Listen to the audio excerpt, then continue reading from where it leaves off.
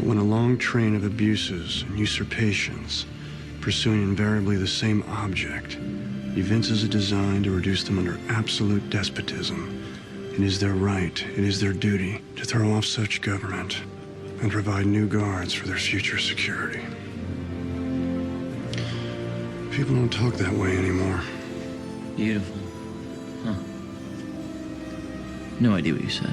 It means if there's something wrong, those who have the ability to take action have the responsibility to take action.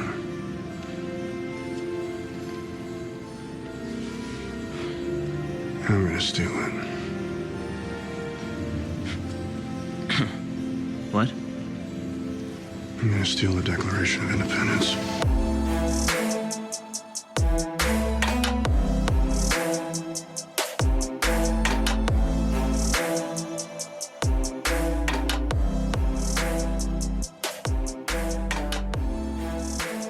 All right, everybody, welcome back to another week of Muskies on Tap. I'm your host, Gus Manti, and we got episode... Man, I don't even know if I've ever said this before in an intro, and now I'm blanking on where we're at. We're at episode 31 on the year, and we're bringing to you a very special interview with Brian Skaife of Angling Anarchy. We are very appreciative for him to share his time with us tonight and give everybody a good wealth of knowledge and some pretty cool stories to listen to. So I really hope everybody enjoys that. And for the interview, we have Max and our very own Brian, not to get confused with Brian Skaife, on the line for the interview. So without rambling too much, we'll get you right into the interview. So here it is with Brian Skaife.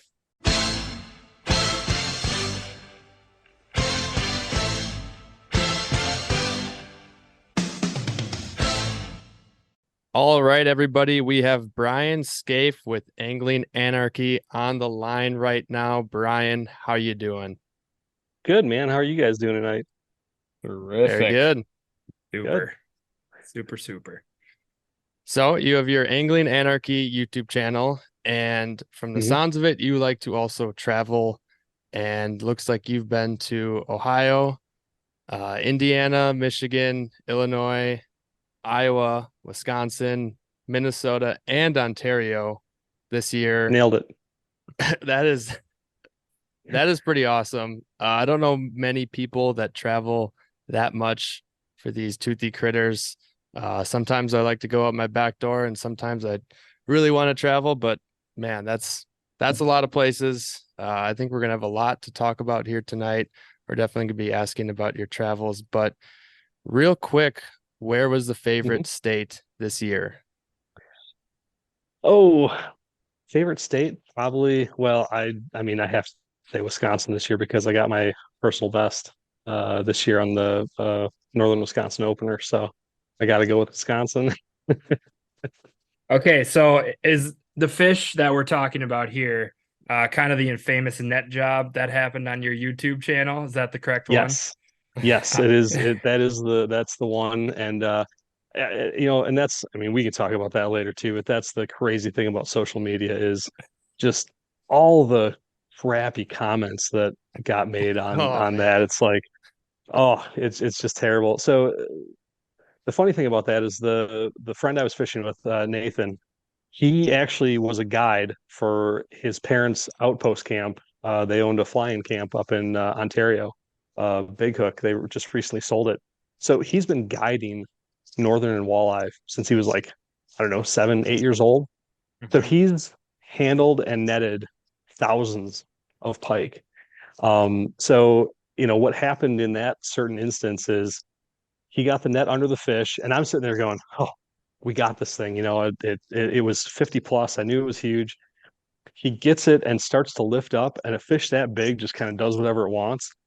And it muscled its way out, pulled itself away from the hook, and was like, it seemed like forever where the fish is just sitting there and the net's over here. And he had the presence of mind to flip the net over and scoop and get that fish. And it's so yeah, anything from the worst net job turned into the best net job, which he would say that yes, that's absolutely what happened. Some people would just call it the worst net job ever. It's the worst thing ever. It's oh, the comments, I could go on and on forever. But I would I call guess it the best. oh yeah, Yeah, it yeah. worked. Easily. I mean,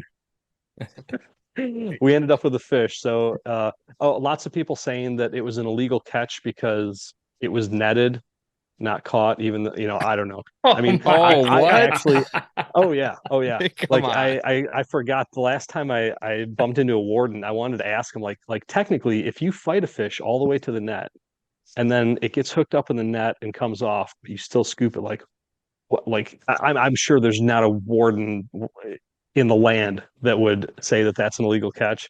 But all the idiots online, of course, they've got to say something crappy from their mom's basement while they're waiting for her to bring them their food.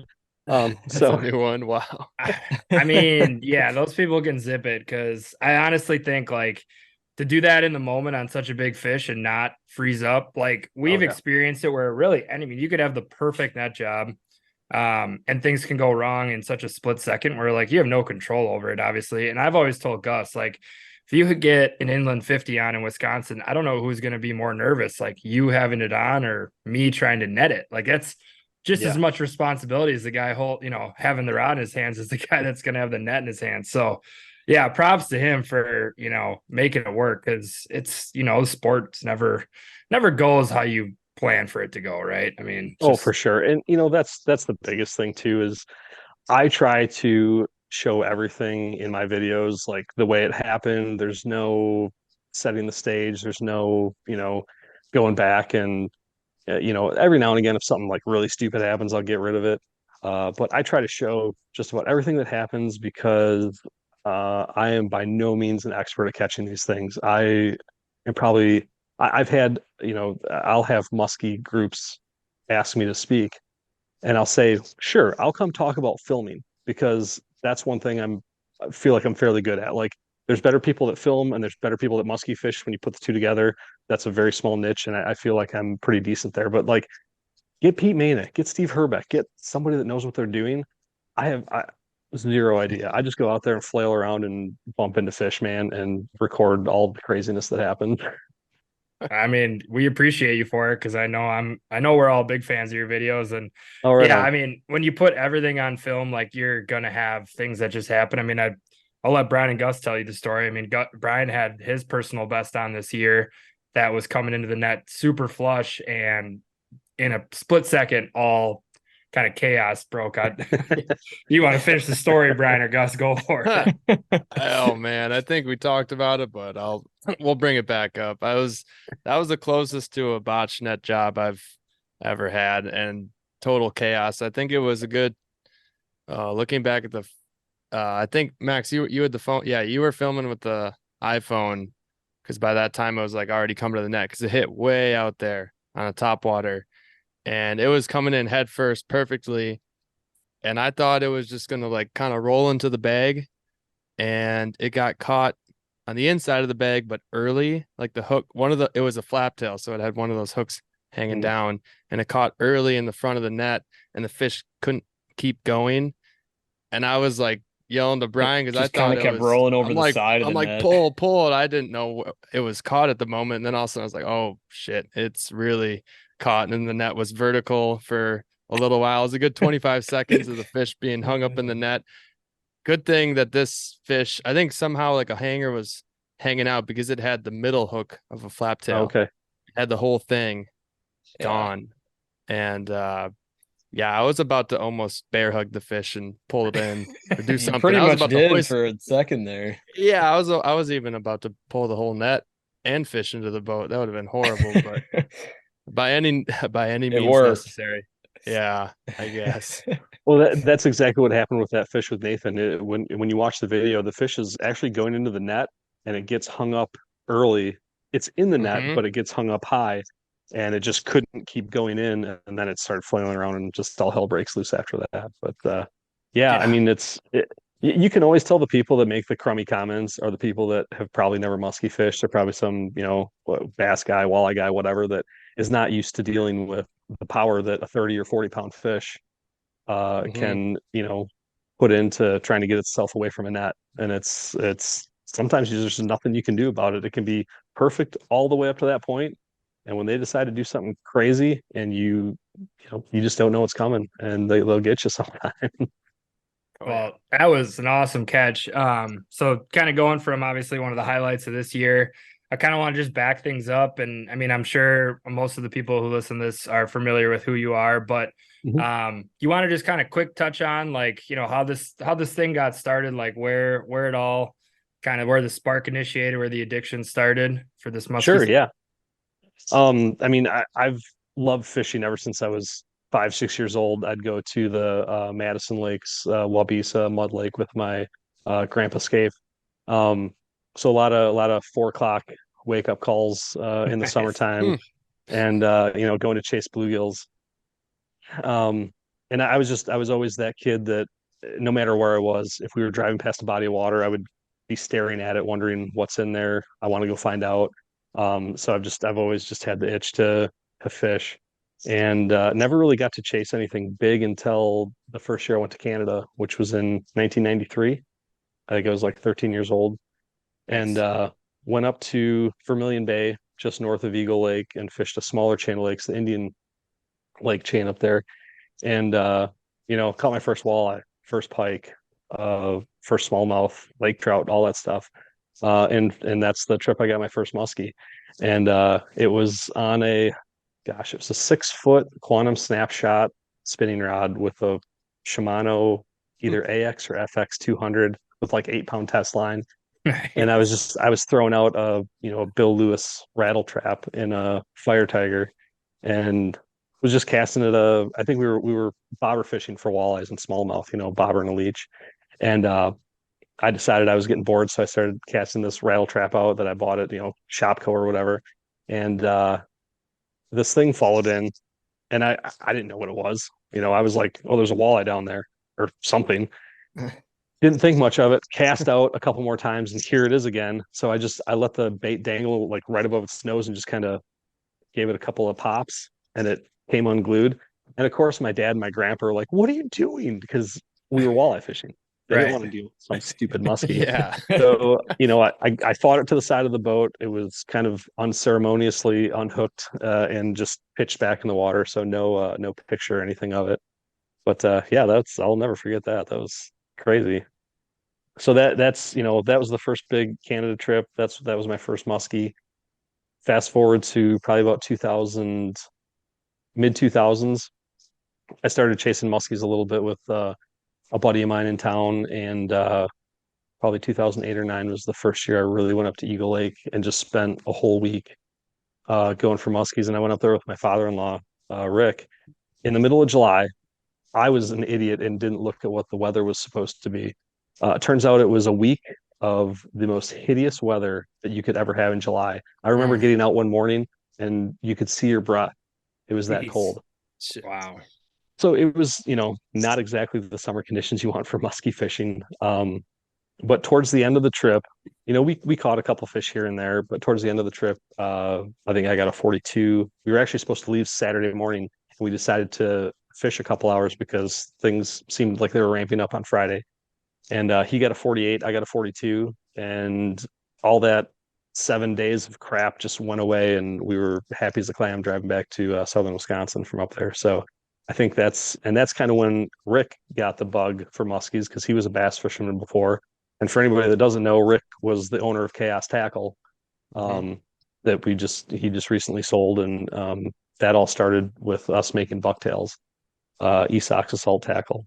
But I mean, and from there, I just got more and more into muskie fishing. 2012 or 13, bought a GoPro and thought I was going to strap it to my head and come back at the end of every day and pop the little chip into the computer, and it was going to look like an episode of Linder's Angling Edge, coming right out of the, which you find out real quick that that's not how that works.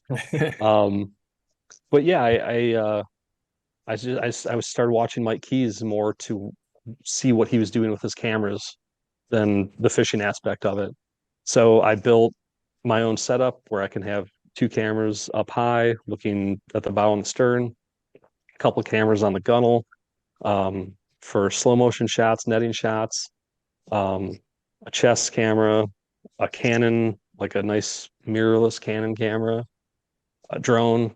I mean, there's probably at any one point 11 or 12 cameras in the boat, at any one time. So yeah, it went from, hey, this stuff's kind of fun, to diving headfirst and fishing 7 states in one province in a year and trying to put out a video every week, which is, I don't know how it's still going, but it is. I put out a video a week since middle of August 2019.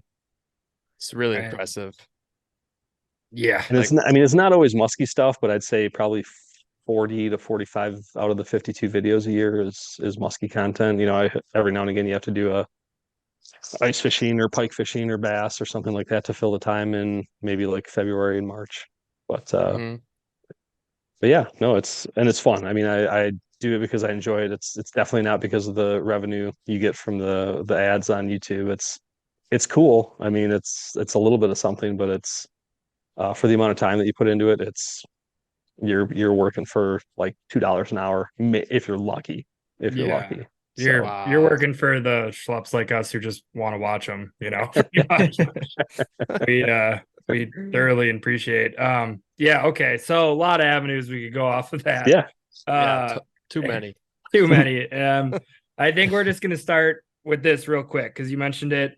Your buddy obviously starting the Chaos deal, and it sounded like you had a hand in it, or you were a partner at one time. Yeah. Yep. So it was Rick Albers, my father-in-law. He's got a place down in Southern Illinois that he bow hunts at, and I went down there one February just because he was cleaning some stuff up, and I think I took like a 17 HMR and was just chasing squirrels around or something. And we were driving around one day, and he just looks at me and he goes, "You want to start building bucktails?" Sure, I'm in. So that's what we started doing. You know, he kind of fronted the money for it and bought all the supplies. We got all the raw materials, and then it was kind of laid at my doorstep to make the skirts, put the hooks on the wire shafts. You know, I would do a lot of that stuff and then give it to him to kind of finish everything up, put the blades on, and put the haywire twist on top. But yeah, Esox Assault Tackle was all we were for the first 2 years, I think. And then he was a roofer and cider down in he's originally from southern Wisconsin, but moved down to northern Illinois and was a roofer and cider down there. And yeah, a couple years into it, he talked to Jason Summers, who's the original owner of Chaos Tackle from Minnesota, and ended up purchasing Chaos Tackle. So from there, I mean, everybody knew who Chaos Tackle was. Not many people knew what Esox Assault was. So Chaos Tackle became the umbrella that everything thereafter kind of fell under. So after that, he bought Custom X lures, which are, you know, minnow type baits, Big Mama top waters, Shum Shum glide baits.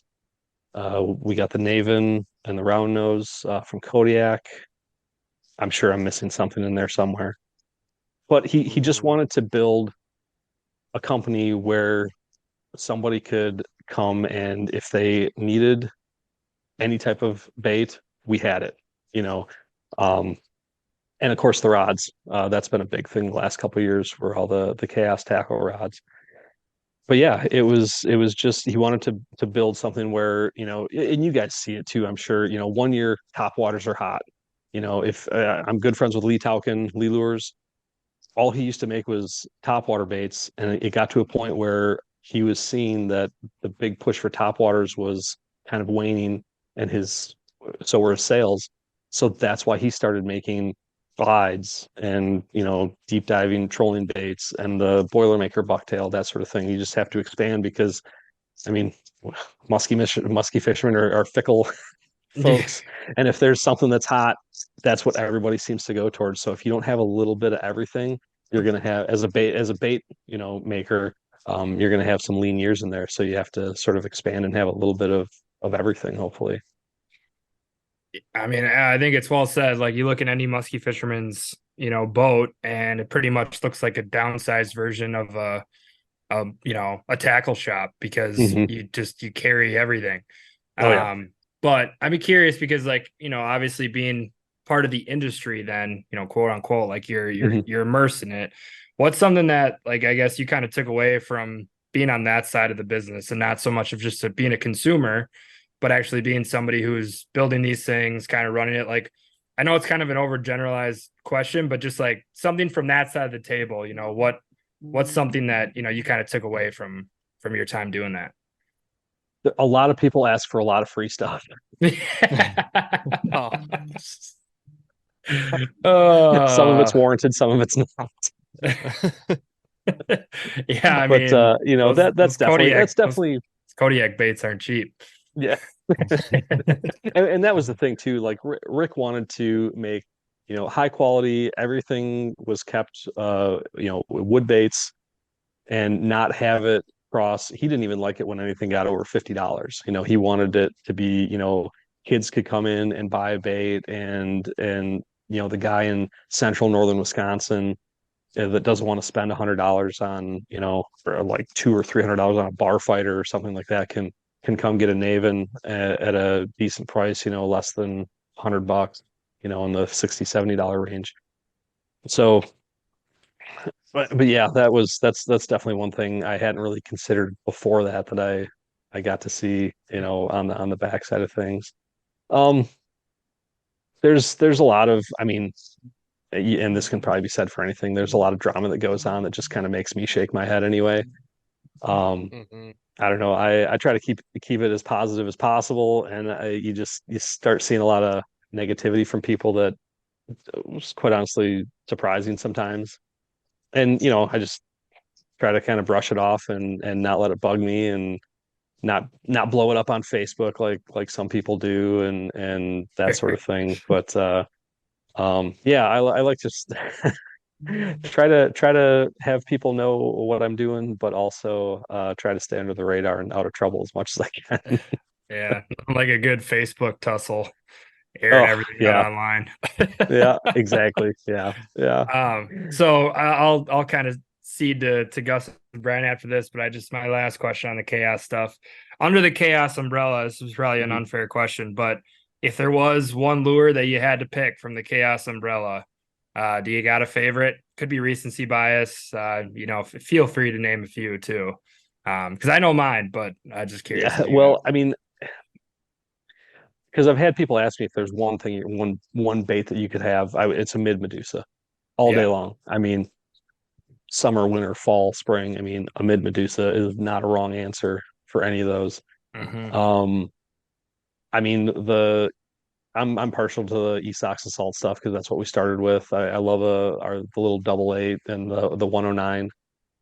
I mean, we certainly weren't the first ones to make like a stagger blade, but we were pretty early on in that, and that 109 just gets me all sorts of fish up on Eagle Lake. So that's definitely a big favorite of mine. Those are probably the two that I like the most, and the third runner up is probably the Bubba, the little walk the dog Big Mama bait.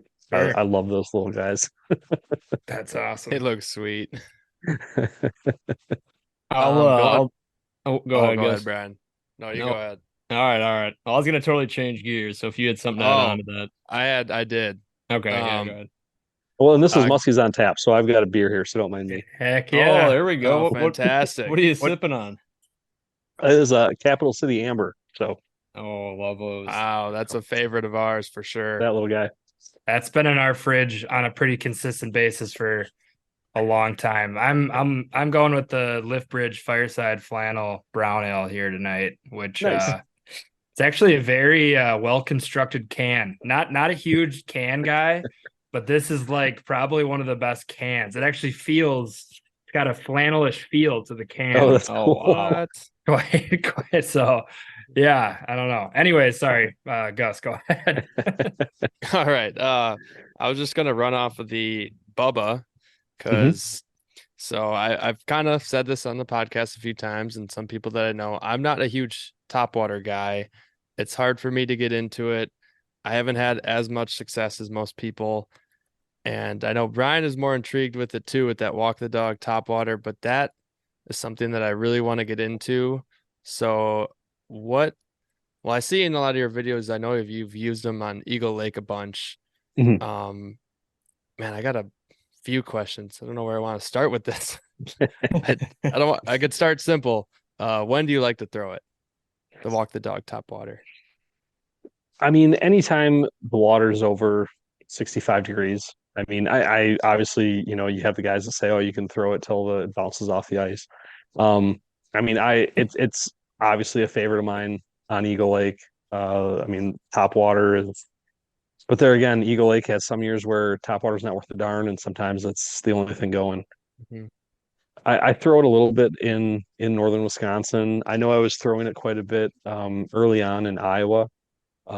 Those fish down there seem to gravitate towards those kind of not gliding walk the dogs, but just kind of like the bubba just kind of pops back and forth.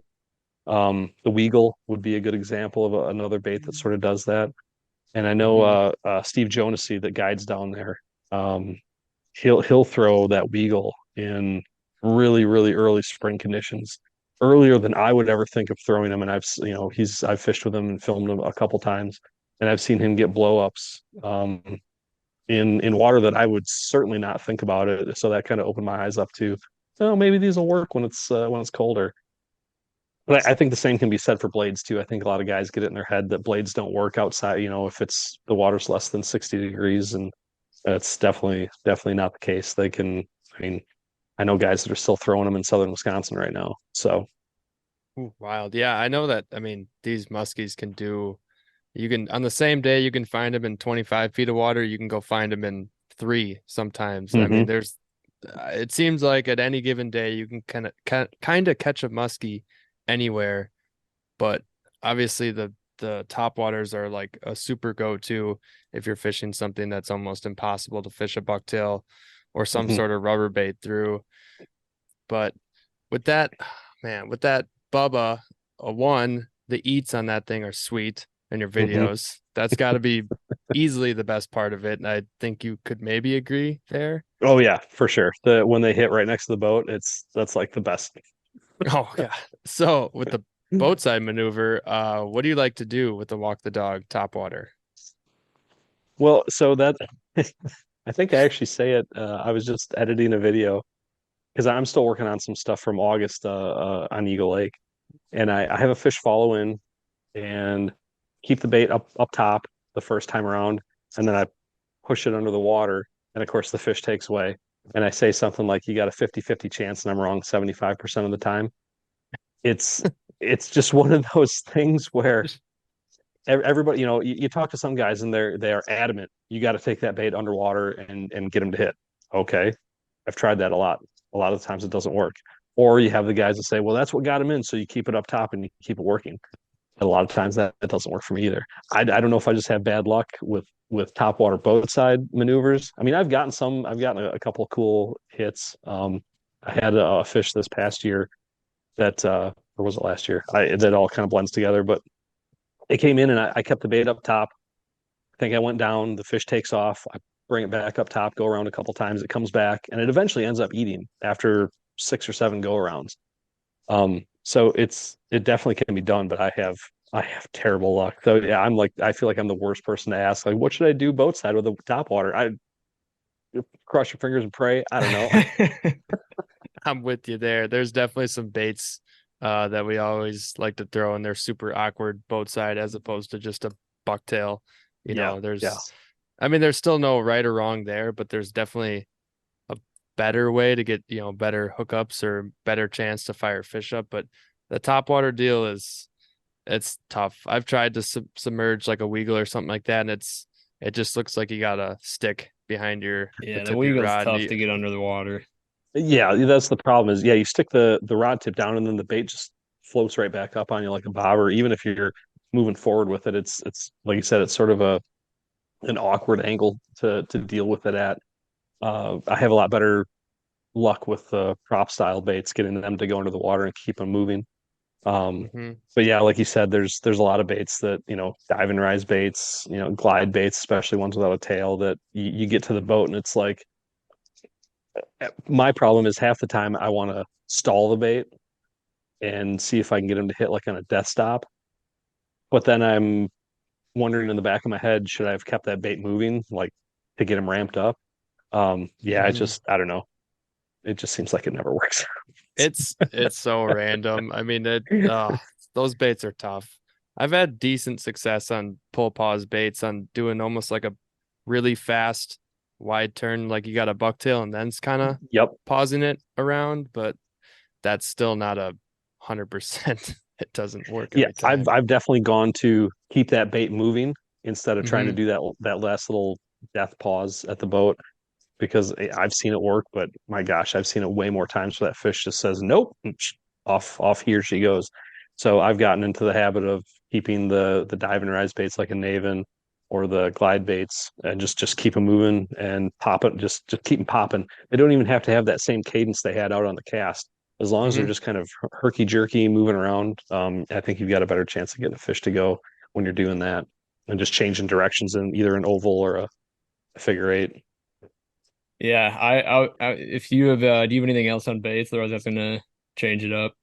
No, that's it for right now. Okay. So I wanted to get into a little bit of your river experiences. Oh yeah. Rivers are kind of untapped ground for us three. We've talked about it each year. Never really seemed to give them much of a look. We talked about it this fall. Do you have a favorite time of the year? Like you specifically want to, get on the river? And then I guess how do you tackle them in the fall? Because we had kind of strongly considered it a few weeks ago. So how did it look this season for you? I like late spring, early summer for me is the best time because you can just go out there with a little. I like throwing a Boilermaker or a little sister top water, just something that's moving fast. And then of course that the Lelures pelagic swim, that little swim bait is just amazing in rivers because it's got that wood body on the front end, so you can keep it high in the water column because a lot of the stuff you're fishing is shallow. But I mean, the river thing, I'm still kind of figuring it out. My buddy Nathan, he's sort of the adventurer, and he'll he'll call me up and he's like, "Hey, man, you want to go up north and like just he's got a little 15-foot flat bottom with a 15 Yamaha on it, and get some pretty skinny spots. So we'll just go find a river and start chucking baits." I've found that a lot of the spots you think are going to have muskies don't. There's so many spots where I've cast a bait into. It's like you can see the eddy, and everything that you've read about or heard about is like there should be a fish sitting there. There almost always isn't. But then you'll find that spot that looks perfect, and ooh, okay, there's a fish there. All right, I feel a little bit better about that now. But the other thing I found about rivers is they can just be anywhere. Like, and I know that's not helpful in the least bit, and it drives me insane. But so last year, I got a 50 and a half on the same river I got the 53 on this year. And it was just, I was just making a cast, back behind the boat into the middle of the river, and the fish was just sitting there and came up and ate the bait. It wasn't sitting behind a log on the shore. It wasn't sitting behind a rock. That's the problem, I guess, with rivers is if you've got some depressions where even if it's just that much, if it's enough for that muskie to sit there and the water can go over top of it and it can just sit there and look up and wait for food to come, they'll sit there.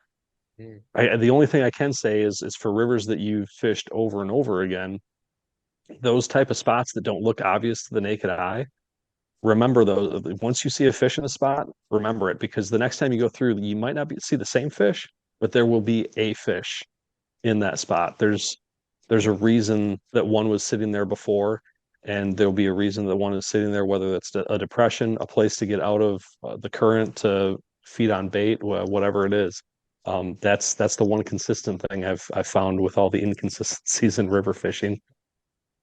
So Yeah. you typically find them relating like out of the current, I guess. I know you said like sometimes you'll see a perfect eddy and it won't be there, but in my head, whenever we talked about going out on the river, I've assumed you want to hit, the deeper bank and then Yep. find the eddies along that.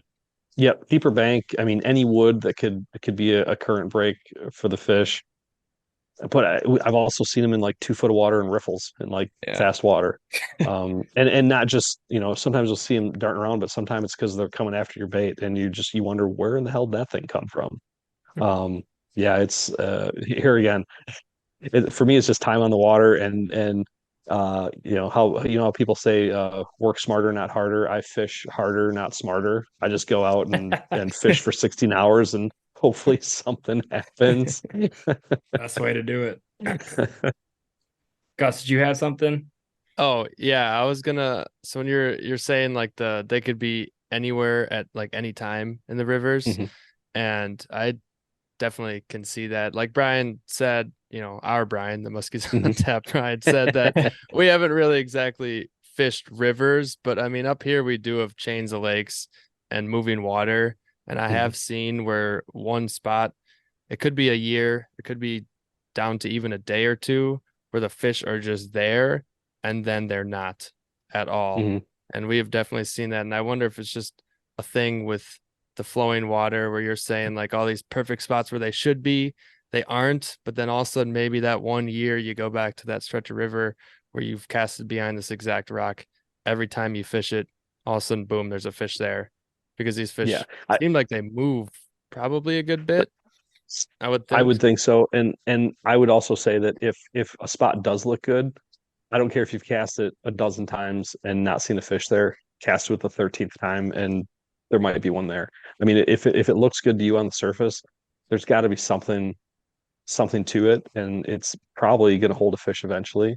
Or, maybe it was holding the fish that whole time and you were just hitting it. It wasn't a major, it wasn't hungry, who knows what it was. But yeah, I've definitely seen that on some of the rivers that Nathan and I have fished is we'll go through a half dozen times and not see a fish, and the seventh time, boom, all of a sudden there's one here. Was it always there? Well, who knows? Who's to say? But yeah, it's one of those, if it looks good, go ahead and fish it because there's probably something to it.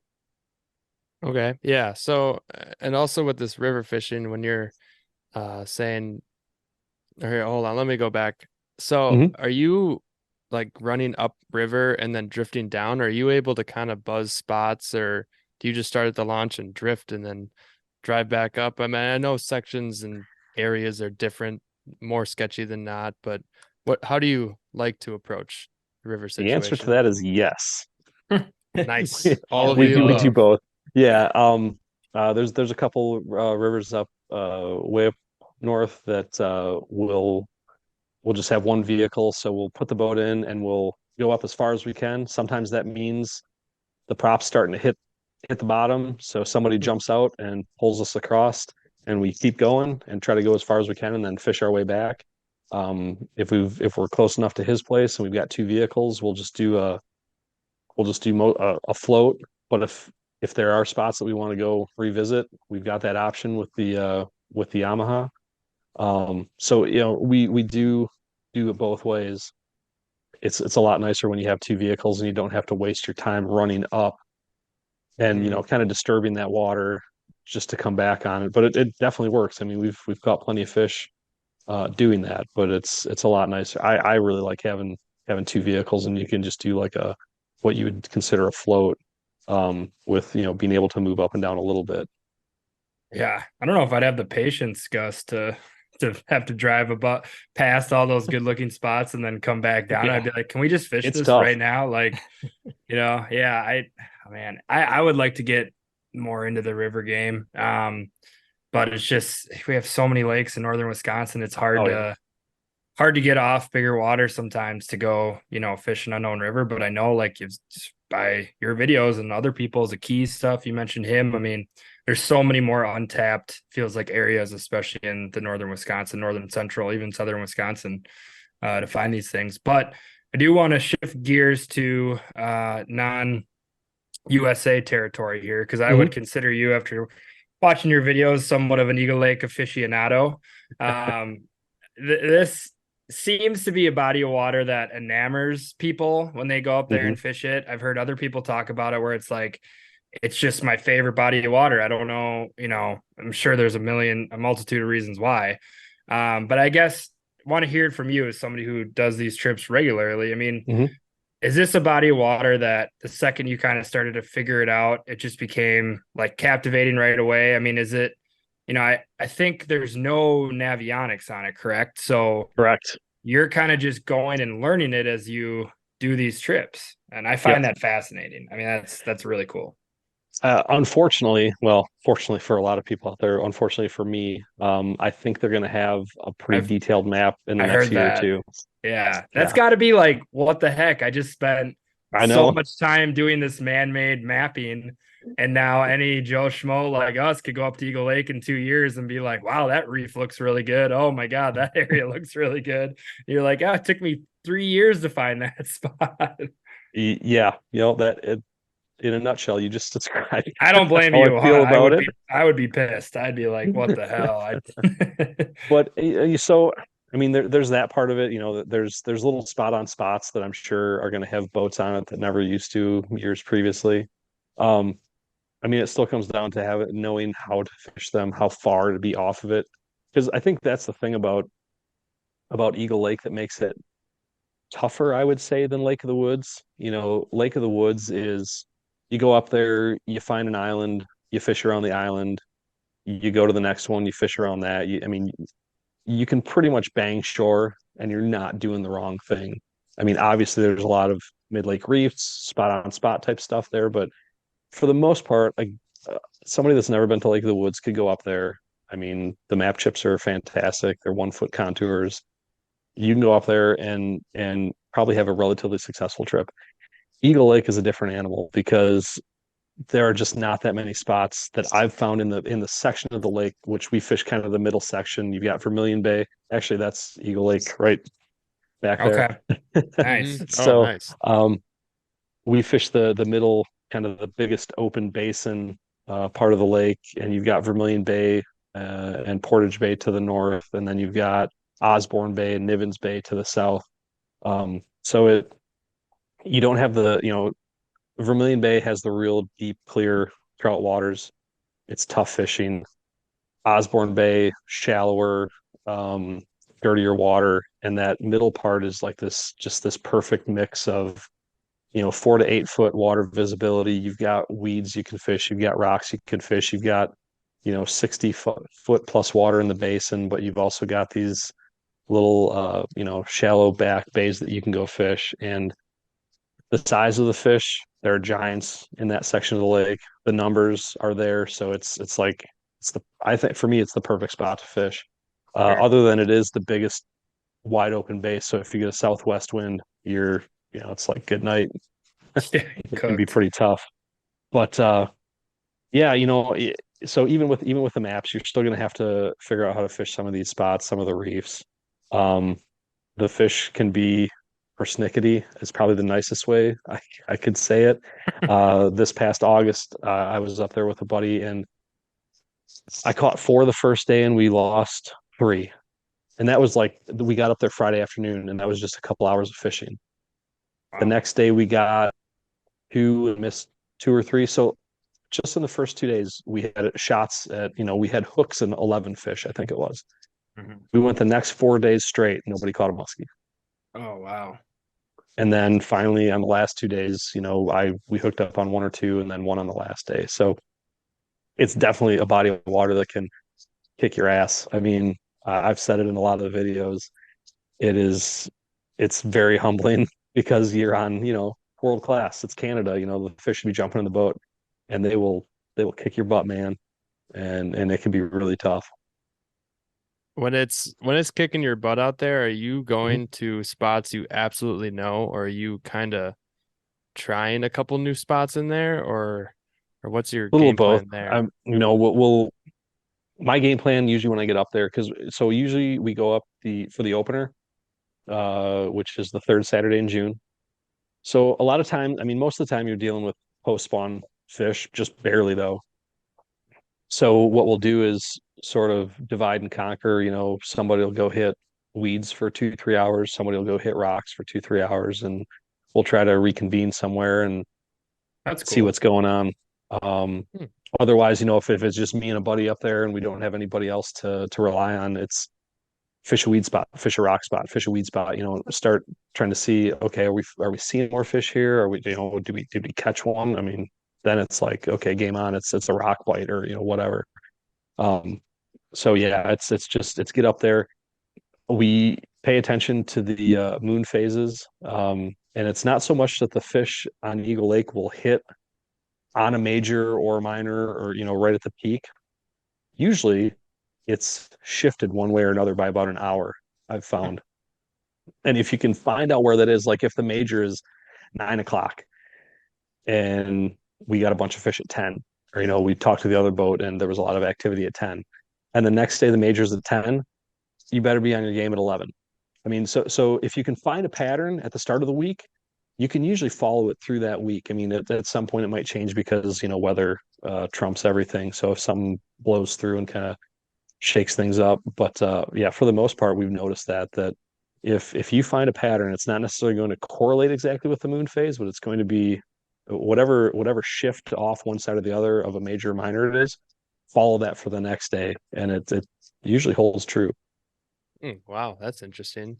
Wow. I think that's the first time I've ever heard that, where you're following like the pattern progressively each day. I know everyone just says follow moon phases, but Mhm. not many people think about it like that exactly. Another thing I was going to ask about Eagle Lake, and this is probably just a massive rabbit hole, and I'm going to show really what I don't know about Canadian water, is this lake, correct me if I'm wrong, has a good amount of water flowing through it. It has a good amount of current.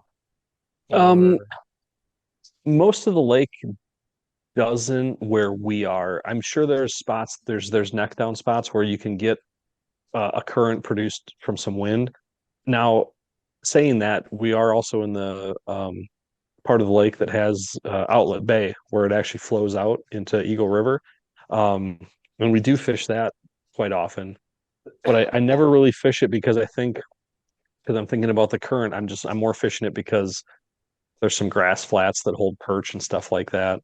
okay. So I guess I'm every now and again, if I see some, like, if the waves are really rolling and I see some froth heading one direction or another, I'll think to myself, "Ooh, there's a neck down there. Maybe there's some current moving through there." But there's another spot where it's like, I know that's what I'm supposed to do. I don't know if I'm doing it right.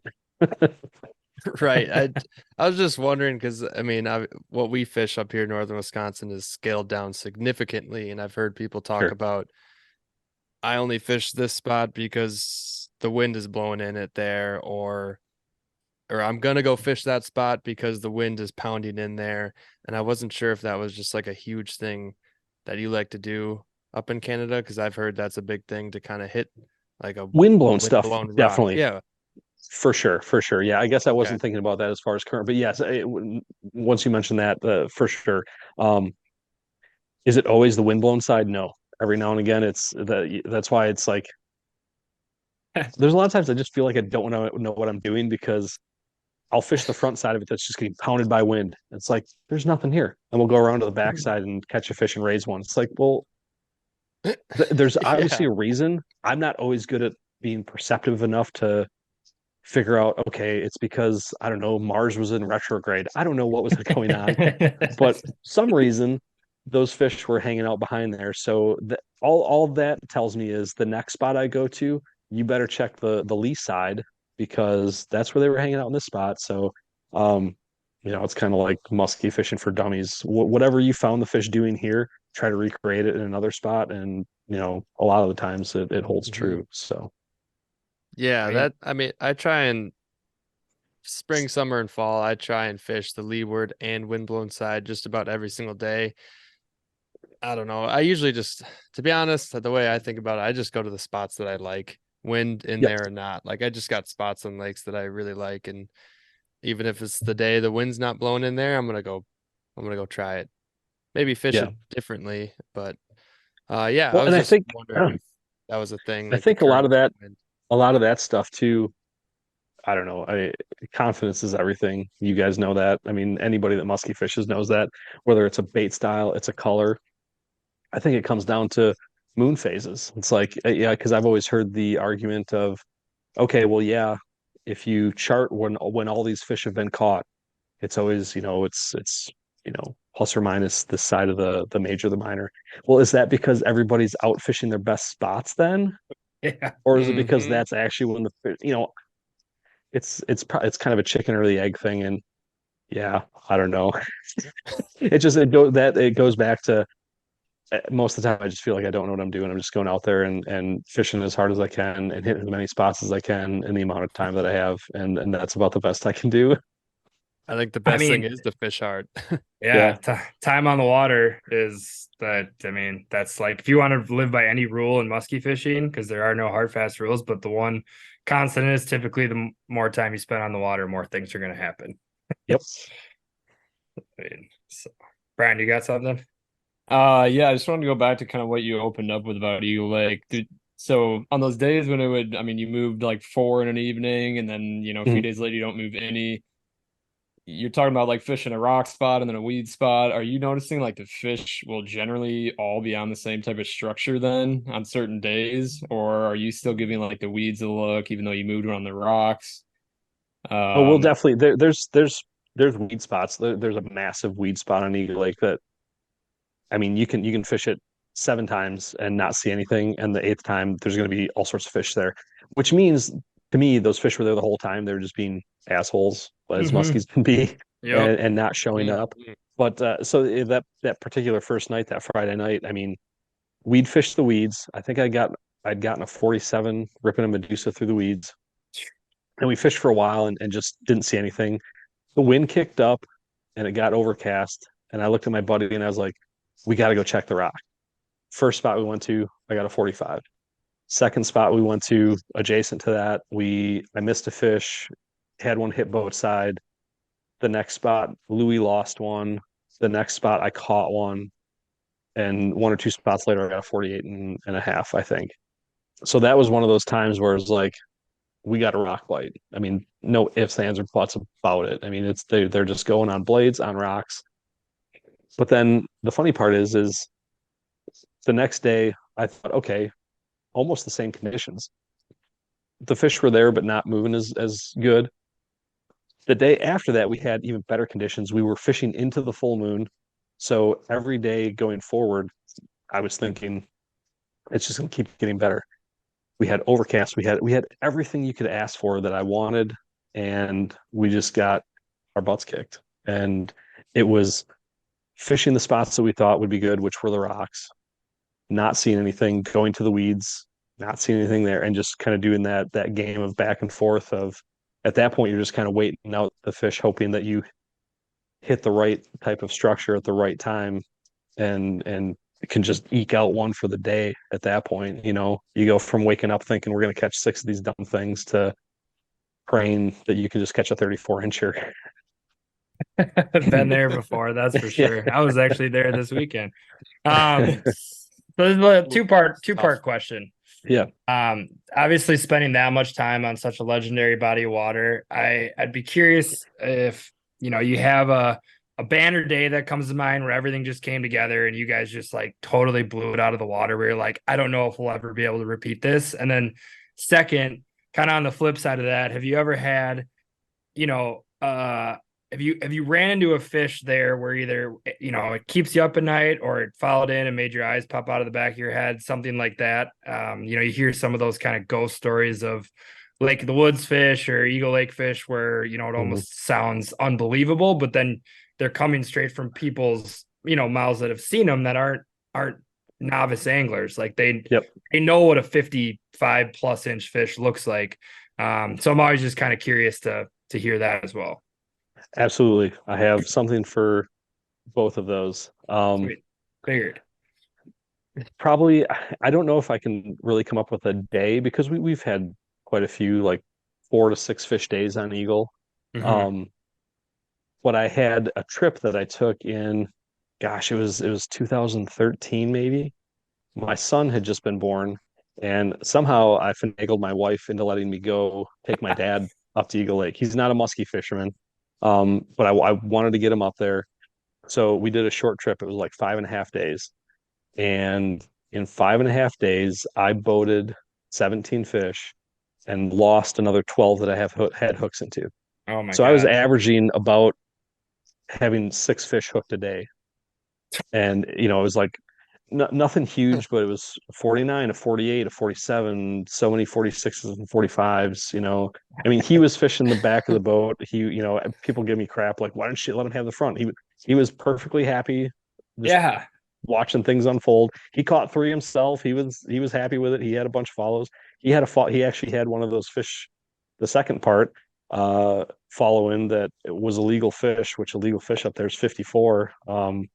And it followed a topwater in and just went around a couple times. And of course, I'm sitting there going, "Oh, you need to figure 8 better." But I don't think, excuse me, I don't think that fish would have hit anyway. But it was cool to see it. So I mean, that's probably, and in that trip, I think I caught 3 muskies in the span of 10 minutes. Oh It was my like a gosh. 38, a 47, and a 48, just Jesus. back to back to back. It was ridiculous. That'll ruin a guy right there. Oh, big time. So yeah, that would be probably the best stretch I've ever had up there. It was amazing. And then as far as fish that'll keep you up at night, there definitely was one year. It gets confusing because I've got 2 friends named Nathan. Mhm. The skinnier fellow from Canada, and one's a larger fellow from down southern Wisconsin here. He's been going up there with me for quite a while. He and I were up there, and we raised this fish that was probably 56 to 58, I think. The only reason I know it was gigantic is because we raised it a couple times, went in to fish the weeds. Nate caught a 52 and a half, and we were sitting because you can only fish Eagle Lake till a half hour after sunset and a half hour before sunrise. Mhm. So he caught this fish and we were on a clock. So it's like, okay, you just caught a giant. Do we go out and try to get that one to hit, or do we just stay put and not waste time running? So luckily we stayed put and fished that same spot. And then like 25 minutes later, I caught a 51 out of like the same weed patch that he caught his. We were on the inside casting out, and then I caught mine on the outside casting in. But that was, so I guess I told that story to say that fish that we were seeing was significantly bigger than those 250s that we got to see hold in our hands, look at how they look in the water. And we looked at each other and went, Bertha out there is way bigger than Oh, that man. 52. And that was close to a 40-pound fish. So, and that one That's- actually, we took the net of the head off, and this was, I don't know if I do it anymore, but we took the head of the net off and weighed the fish, suspended in the net. And then weighed the net afterwards. And I think the math gave us like 39 pounds, 15 ounces or something like that. So close enough to just say, that's a 40-pound fish. Yeah. That's pretty sweet. Yeah, that's yeah, no, I mean, I feel like if you spend enough time on a body of water like that, like something, you're just gonna stumble across something Yeah. crazy. And there's usually, maybe not every trip, but every 2 trips or so, we will run into a fish like that just Mhm. stops you. And I've gotten pretty good at not swearing too much, like when I'm trying to make videos. There's been times where I completely forget the cameras are running and go, holy Jim, Yeah. that's a big one. Yeah. It's yeah, Well, there's you definitely just fish out there that'll get your heart pumping. we just call it musky blackout because you just Oh yeah. like all your wires cross and you just kind of forget where you are and what you're doing. I mean, like we got, a taste of that. Obviously, like with where we fish, we've seen our fair share of big fish, but nothing to the point. Like you just don't see double nickels in northern Wisconsin, Yeah. And so like when we went up and fished the PMTT and Vermilion this past summer was like the first real dose of that we got, where you're almost like shell shock seeing, Oh sure. giant fish. And yeah, I had, unfortunately came across one that's still to this day I see sometimes when I'm laying on the couch and I'll close my eyes and be like, oh god damn it, I can't believe I missed that fish. Because it's the same deal. We caught a really big fish on the first day, and then the second day, the one I lost, I was like, and of course it's the one you lose, right? Or the one you can't Oh get. yeah. The only thing I told myself, I'm like, that fish was considerably larger than the one I caught the day before. And so who knows? But yeah, it's it's what keeps you coming back, right? Oh yeah, for sure. Cool. Aboard of tourism fish keeps you coming back. Yeah, exactly. All right, well, let's get into some other states. Why not, right? I mean, I'm sure we'll probably get to the YouTube stuff here eventually, because I know it was like one of our main things we wanted to ask about. But so you fish in all these beautiful places, like obviously, you're in these remote rivers in Wisconsin, you're going up to Eagle Lake, and then you're talking about fishing states like Ohio and Indiana and, Iowa. And granted, they got their beauty in their own right. So like, what's the reason to go and try out those places? Like what makes you want to go do that than just take 6 trips to Eagle Lake every year, or A fish lot of Wisconsin rivers? a lot of times it's, when we fished Ohio, we were out there for the Pennsylvania Musky Max Okay. show, and we were driving back from that, and we've got some buddies out there that'll let us crash and have some places that we can go. Leesville in Ohio is one of the cool places to go. And I mean, I fished a little bit of Pennsylvania and West Virginia 2 or 3 years ago. The big draw there is we're doing that in March. Hmm. Which for me, that's like usually the time of the year where I'm going week to week, going, well, what am I going to make a video of this week? It's trying to figure Sure. out what in the heck to do, because once you get into the Northern Wisconsin Opener, Eagle Lake, I've got backlogs of videos that'll keep me going for a while. But that time of year, I'm usually pretty desperate to try to Yeah. find something to film. Indiana's the same way. I went down there. Rusty Robbins from Rusty's Custom Lures. Rich Reinert from Northern Wisconsin hooked me up with Rusty, and he's got some really cool looking glide baits and spy bait. And so I went out there, and again, it was March, April. I was out there fishing Webster and a couple other smaller lakes with him. Uh, Iowa, Matt Vavrock out there. He's got a YouTube channel. He just, and that's the cool thing about the whole YouTube thing is Matt called me up a couple years back, and he's like, "Hey man, if you want to come out here and film sometime, you're more than welcome to stay here and That's crash cool. on the couch." And so I took him up on it, and we've turned it into an annual thing now. And actually, our friend Ben Stone, who is probably like hands down one of the best with his editing and filmography. He's amazing. He'll come down from Minnesota and meet us at Matt's house, and we'll all fish together and film. And that's a That's lot of cool. fun. Yeah, that makes a lot of and it's a lot more fun filming with somebody that knows what they're doing. Like I can just let Ben go, and he'll film all the B-roll for for the 3 days that we're fishing, because he's really good at it. And it's like, hey, there goes Ben. I'm gonna have to get that from him. That's good stuff. Yeah. Um, so it makes it pretty fun when you've got a bunch of guys that kind of know what they're doing when the cameras are rolling. Speaking of that, I fished with Ben, and actually Matt came up and fished with us in Minnesota. It was the first time I'd ever fished Minnesota. For all the years I've been muskie fishing, people always say, "Oh, you must go to Minnesota a lot." Just the one time, and of course That's I went there crazy. when they were being assholes once again. I think we caught one fish in 3.5 days on a body of water that Ben, usually has no problems getting 2 or 3 hookups a day on. But of course, we just hit it at the wrong time. But yeah, and then of course Michigan, my friend Mark Kornowski, treble maker, fishing charters out there. We usually try to get out there and fish with him a couple of days, and that's a really cool body of water to fish. Lake St. Clair, it's crazy. I mean, we had to drive 17 miles one day to get to the spot we were going to fish. And Jesus. in my head, you're like, we just drove over a weed flat. Why aren't we fishing this? And it's like, no, the fish are over there on the Canadian side, and we've got to go over there to get them. But yeah, it's hard to wrap my head around that much water and that many muskies, but spread out over a 250,000 acres.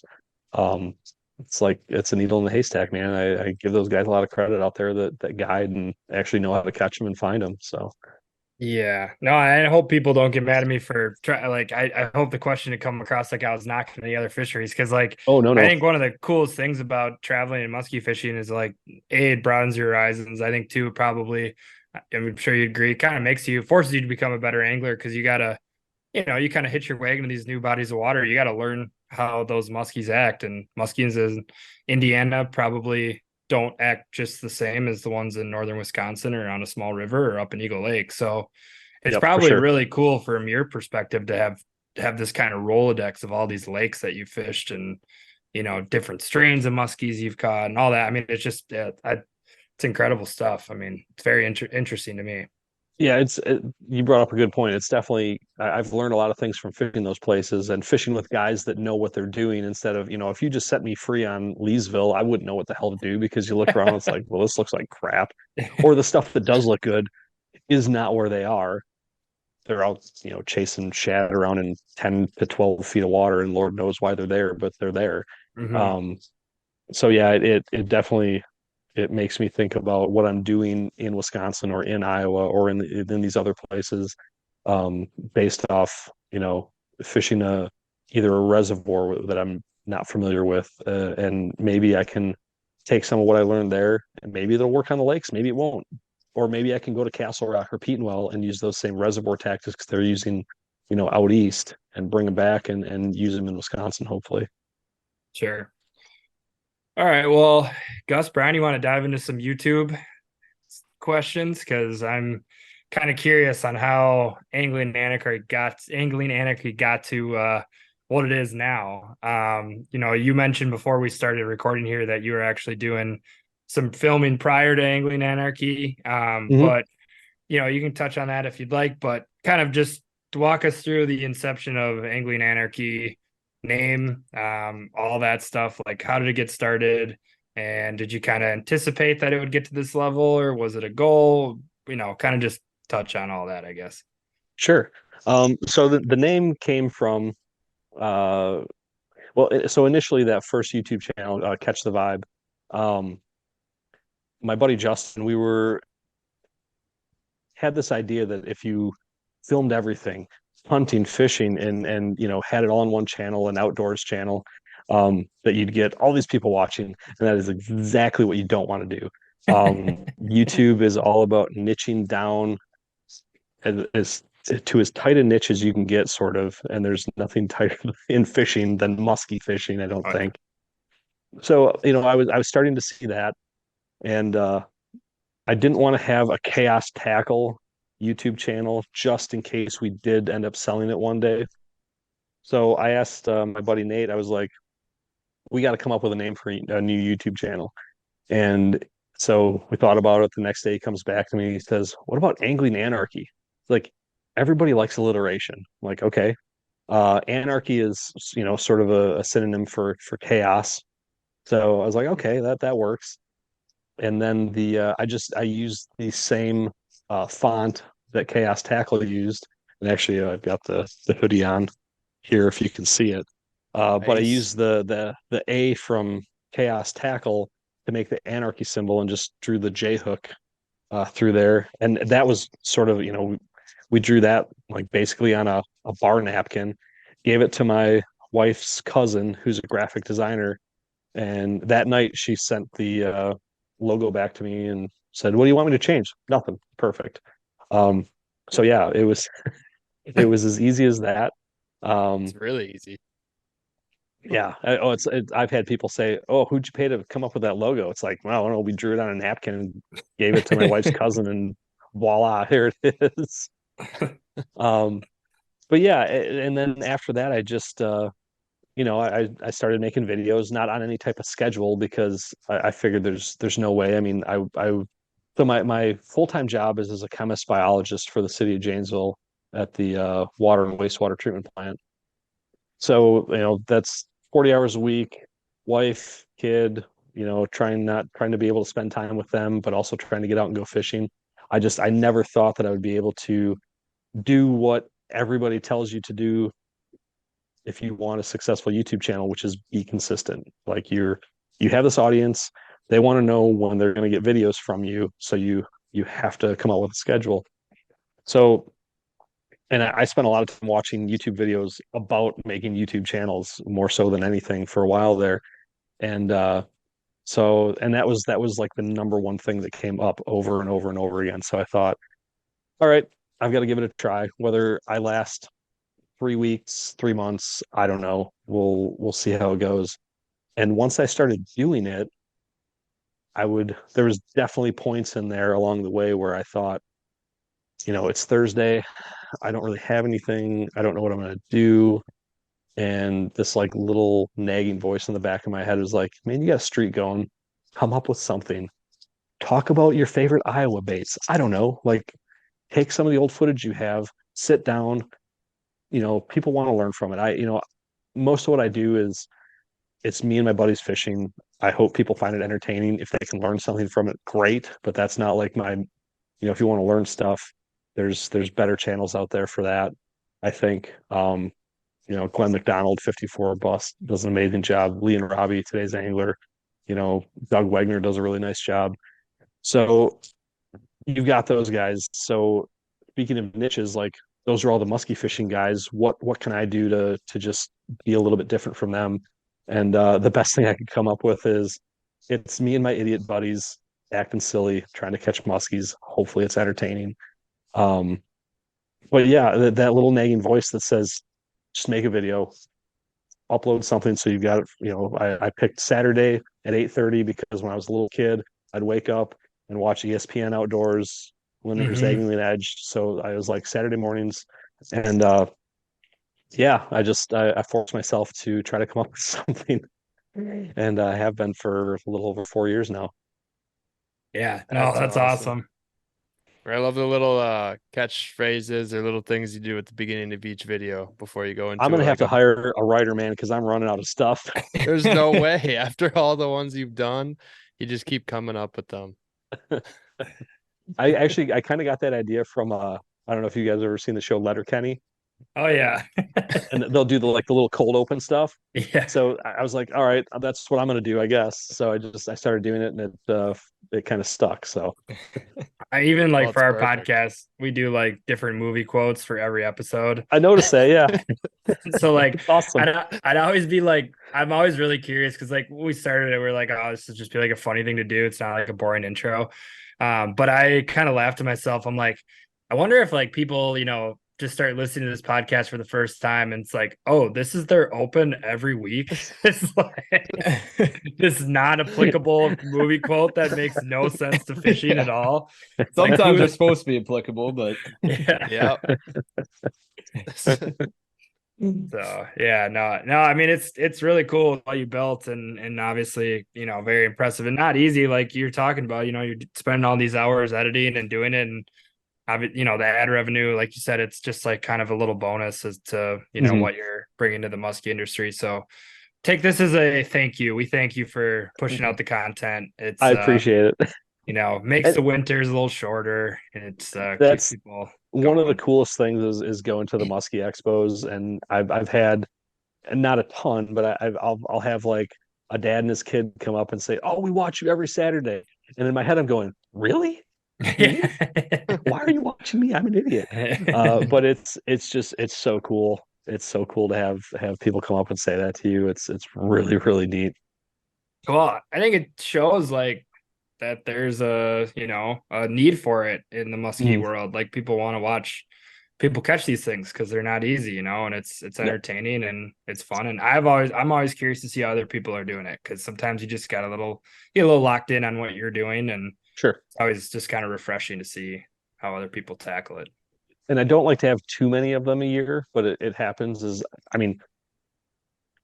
I'm not trying to make a video every week that has fish catches. I'm trying to make a video every week that is the experience of the day on Eagle Lake. And sometimes that day sucked. Like, spoiler alert, this Saturday is basically me missing 2 fish. And it's going to be 3 minutes at the end of talking about how bad the Eagle Lake can suck sometimes, and the experience out there, and just trying to kind of tell the story of that day. You get the occasional comment of, oh, well, that you just wasted 15 minutes of my life. Man, shove it up your ass. It's free content. It's free. Yeah. Has there been a lot of times where I've watched something online and thought, well, that was a waste of my time? Have I ever taken the time to air my grievances and type it out? No, you moving on, man. It's like if you've got the time to be an a-hole and type that. I have gotten a lot better. That used to bother me so bad because I'm a people pleaser. I want everybody to think what I'm putting out there is cool, and I know better. But I've gotten a lot better over the years of looking at comments and going, wow, this again, and just either ignoring it completely, because I think that's probably the thing that pisses that person off the most, is because they're leaving a comment because they want something, they want some pushback. Yeah, they want a reaction. So I think the best thing you can do is just don't like it, don't heart it, don't comment back, just let it go, man. Let it It's go. and it's so hard because you just want to light them up. And every now and again, if somebody says something really stupid, I will light them up. But for the most part, I can hold back and just let it be. And Mhm. I think it was, not that I'm comparing myself to Joe Rogan by any stretch of the imagination, but I've listened to his podcast a couple, here and there, and he's like, you can't look at the comments, man. You can't look at the comments, especially for somebody that's as big as him. But I kind of took that to heart. And it's like, am I going to see every single comment? Yes, because there's not thousands of them. There's, dozens maybe if I'm lucky on a video. So I'm gonna end up seeing every single one. But I've gotten good at, when I see those crappy ones, I have to remember the 100 good ones that came before it and the 100 good ones that are going to come after it. And it kind of sucks in the moment because it seems like it'll just wash out those 100 good ones, but you have to let it not do that. And it's easy to say, hard to do, but the more you do it, the easier it gets. Yeah, no, I agree. Yeah, it's like you said in the beginning when you were trying to get on a consistent schedule and you were Mhm. maybe worried about trying to figure out how to put out a video if you didn't feel like you had the content that you needed. Maybe you're pressured to have, a fish or a big fish in the video. But for me, and I think for Gus and Max as well, like watching your videos, watching Keys Outdoors, like Mhm. a lot of the fun watching the video is just the journey of getting out there in the lake, the visuals of it all, seeing what all goes down. And if you catch a fish, it's a bonus. But I think, Yep. the true guys who love musky fishing and all that comes with it enjoy a video, not just solely to see what you catch. So, I mean, Sure. all the videos are great regardless of the outcome. But yeah, just the journey of it all is cool to see. And I noticed that from Keys, and on a bigger platform. I don't know if you guys know Steven Ranella, the meat eater Mhm. show Mhm. that he used to have. I don't know if they still have that show. I know he's got the podcast, but I used to watch that, and it was the first hunting show that I ever watched that didn't always have a kill at the end. Like, Mm. he would go out and maybe miss a shot or not even get a shot, but it was still really, I mean, the camera work was really cool. The story that he was telling, and that's what a lot of people sort of look past. You know, a lot of people that'll go out and they want to make videos, and they think the best thing to do is just string together catches.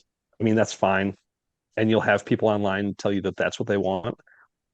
It's such a small minority of people. Most people, whether they know it or not, they click on a video and they want to see a story start, middle, finish.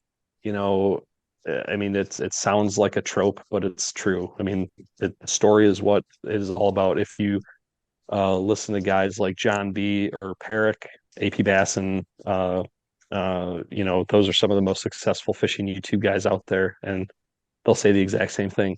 It's the reason I wear a chest cam and not a head cam, is because all the audio comes from the chest cam. And there's other ways to capture the audio, but I like having this thing that sits on my chest. I like to have it sitting up a little bit higher. I purposely keep my hands out of the way. Are there times when it's garbage footage? Yes, but the audio is always good. Mm. So, and that was one thing that John B was fishing with Lee and Robbie, and that's, early on when they were getting Today's Angler started. He told them that's why I use the chest. It's not for the video. It's for the audio. So, um, a, a let's see, a really really well filmed video with crappy audio, people are going to click off of it. I mean, it's just, you can't stand having that grating sound in your ear. A mediocre video with really really nice audio, people are going to watch that. They'll stick with it, Yeah, I could despite see. what people online tell you. That, again, that's the silent, or that's the vocal minority. And I mean, most people would think otherwise.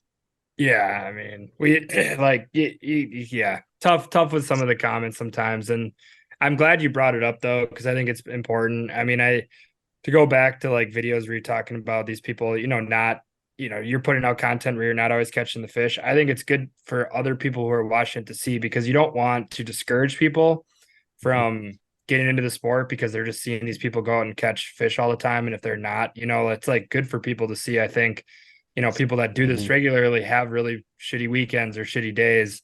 And if you did have something where all you do is talk about, man, I catch fish every time. If you come across disingenuous to people that actually musky fish, because we would know that you're just like not telling the truth, because obviously we've done this enough where you're going to have days where it just sucks and like it is what it is, and some of the things can be out of your control. And I mean, with the comments, like it's I don't know where these people get the time to do that stuff. I mean, I know like when we started our podcast, like we were really nervous. Don't want to speak for Brian and Gus, but like, you're a little nervous about putting yourself out there a little bit.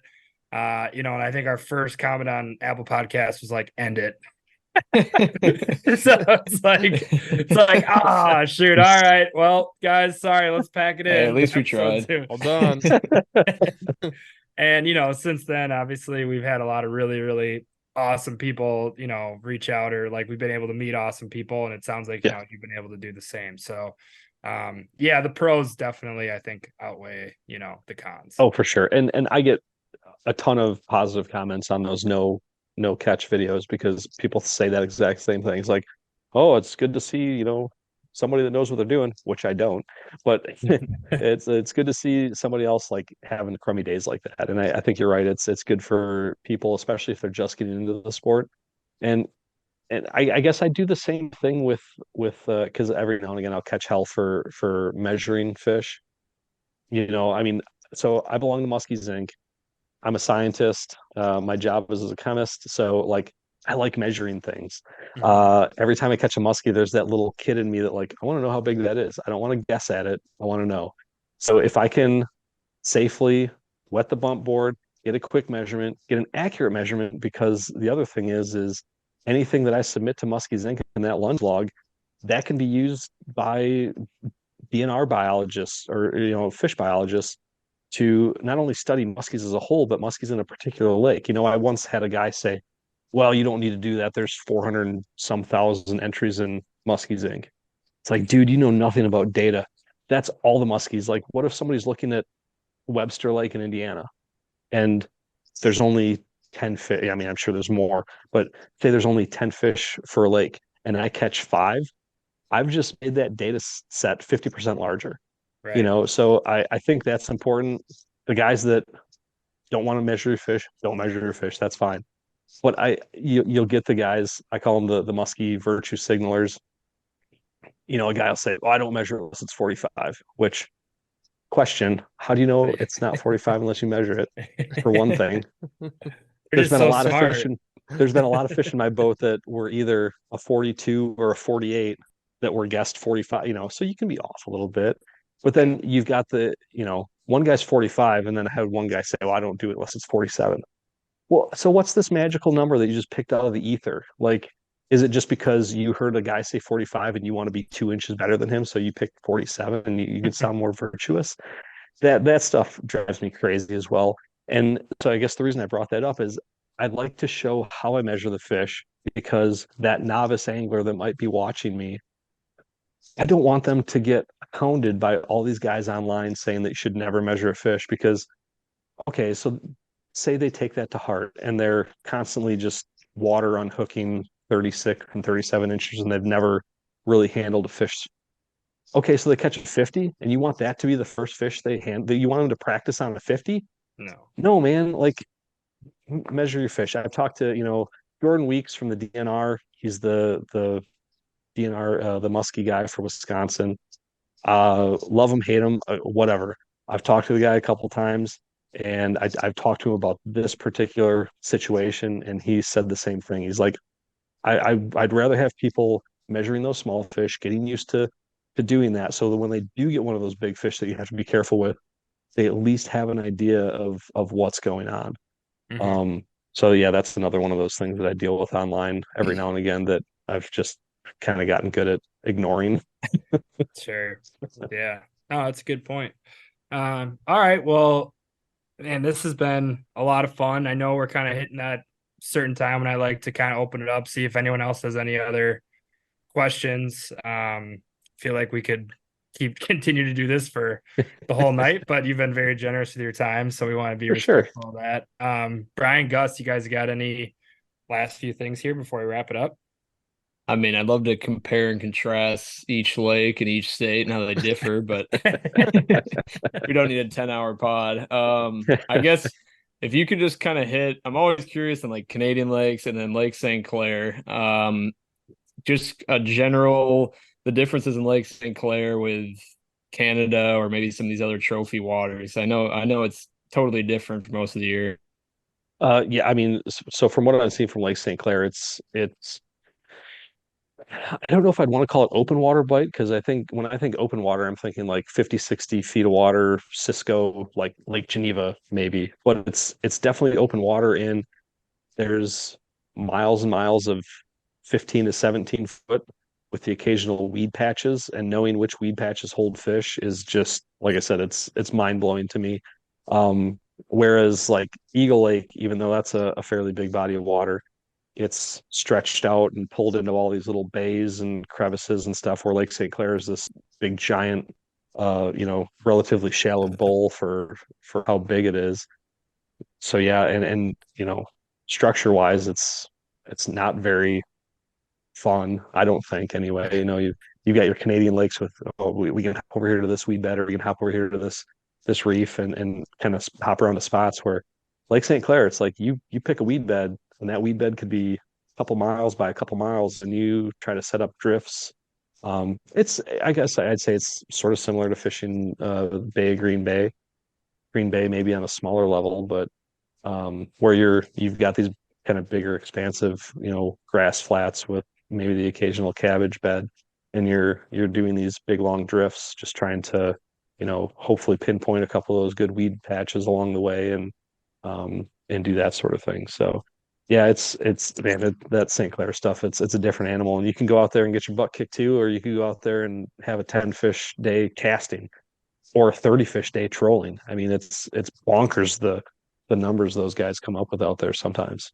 It seems like, from what we've heard, the hardest lake to just pull up with your own boat and go find a muskie. Like you 1000%. said, it's just like 15, 20 feet or whatever. And there's weed flats all over. But you had mentioned something earlier. Do the muskie in that lake kind of move? Like, do they migrate to certain ends, like the Canadian side at certain times of the year, then they'll move back towards southern side? Or I don't know a ton about it, but I know for sure that summertime, the Canadian side gets a little bit more pressure, or the fish are there for whatever reason.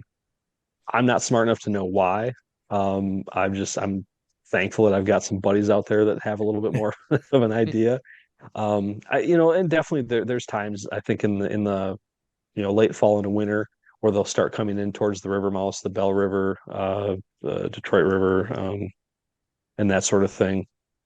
Whereas in the summertime, they're a little bit more in the main body of water. I think in the early and late, you can relate a little bit more to current actually. But there could be a guy over in St. Clair going, "This guy doesn't know what the hell he's talking about," and he's right. I just want to ask you this. Mhm. For our cold intro, you got a movie that we could use a quote from?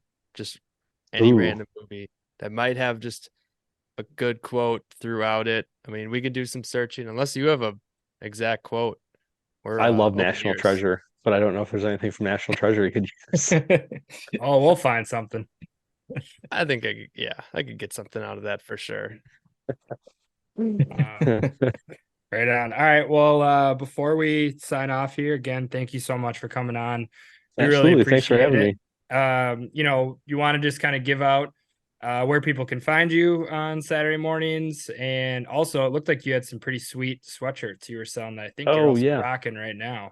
Yeah. Well, real quick, we're Gus and I grew up playing hockey, so big fan of the hockey laces on the sweatshirt. Oh, right on. Yeah. Well, Yep. that's another thing I stole from Chaos Tackle because they used to have I don't know if you can kind of see it, but it used to have the Chaos Tackle lettering with the kind of the ghost Medusa behind it. So I kind of stole that and put Angling Anarchy with the big symbol behind it. And yeah, I love the laces on the hockey style You got sweaters. the quad dog laces going. Oh yeah, yep. Or I guess a But yeah, souped up Medusa laces. Don't mean to plug a different bait. We don't even have a quad dog yet. Yeah, no. But you got the Medusa laces going. that's right. But as far as finding me, it's Angling Anarchy YouTube, 8:30 Saturday mornings, 8:30 Central Standard Time. Instagram, which I try to post little clips and pictures to, is angling_anarchy. Facebook page, Angling Anarchy. At some point, I need to actually have a website where I can hopefully sell some of these like sweatshirts, and I'd love to get some. I've got a couple of hats that I made, had made, sun shirts and that sort of thing. But I figured I'd start with hoodies, see how that goes. So far it's been a pretty good response. So yeah, I mean, anglinganarchy@gmail.com. If anybody's out there and wants one, I just put in a big order. I got a couple extras, so I'll have some sitting around. But if it's anything over a 2XL or under a medium, you're gonna have to wait till the next order. So Right on. All right. Well, yeah, we can't thank you enough, and I hopefully we'll be able to get you on again here in the future. absolutely, I'd love to. Keep hearing about all these awesome travels, and especially it sounds like you'll be doing some fishing throughout maybe end of winter, kind of early springtime. Hoping to get out actually a week from now, down in Illinois with a buddy of Okay. mine. That might be it for musky fishing for a little bit. But I've got a friend, Colin Schlicht, who guides muskies on Pewaukee. We'll go over to Milwaukee and try to chase some lake trout with some jig and spoons. Those videos don't do as well, but they're fun videos, so they're cool to make, cool to watch. So I'll do a little bit of that in the off season here, but yeah, hoping to get back out either east or a little bit south, February, March, and start getting the musky stuff rolling again. Sweet. Before we let you go, something just popped in my mind that I want to ask Yeah. you. Apart from muskie, what's your next favorite fish to target? Oof. I love trolling for salmon. I'm only an hour and a half away from Racine and on Lake Nice. Michigan. And I don't have a big boat. It's a 1750 Crestliner Fishhawk with a 115 Suzuki on it. But I worked at Gander Mountain in Janesville part-time years and years ago. So while I was there, I got a couple of downriggers and all the trolling rods. So I can put out a spread with two downriggers, 3 or 4 dipsies, and a couple of lead core planer board rods. And I used to go out there a dozen times a year and do really well. And I just haven't had the time lately. So I don't like trolling that much, but trolling for salmon just seems to be a different animal. It's pretty cool. So I do really enjoy doing that. Awesome. Yeah, I've done that a few times and that is a lot of fun. And they're Yeah. tasty. Oh yes, absolutely. Best. So thank you so much, Brian, for coming on. We can't wait to get back in touch and get you on again. Awesome. Thanks for having me on, guys. It's a lot of fun. Yes, Yeah. sir. Thanks, Brian.